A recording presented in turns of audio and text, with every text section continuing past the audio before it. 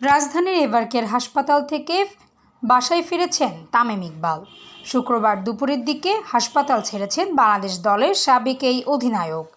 বিসিবির একজন চিকিৎসক গণমাধ্যমকে বিষয়টি নিশ্চিত করেছেন। বিসিবির ওই চিকিৎসক বলেন, বর্তমানে তিনি সব দিক থেকেই ভালো আছেন। চিকিৎসকদের পরামর্শেই বাড়িতে চলে গিয়েছেন। পরবর্তী চিকিৎসার বিষয়ে পরিবার সিদ্ধান্ত নেবে।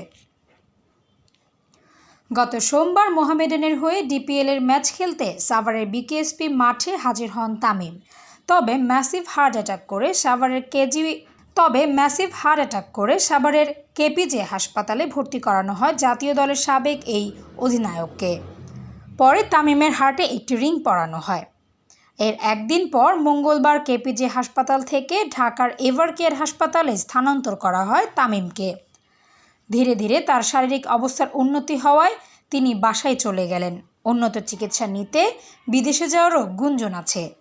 তামিম আবারও ক্রিকেটে ফিরতে পারবেন কিনা তা এখন আলোচনায়।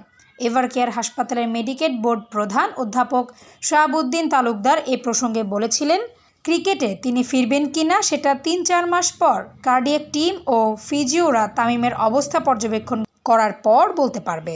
Desk report, সমযোগ।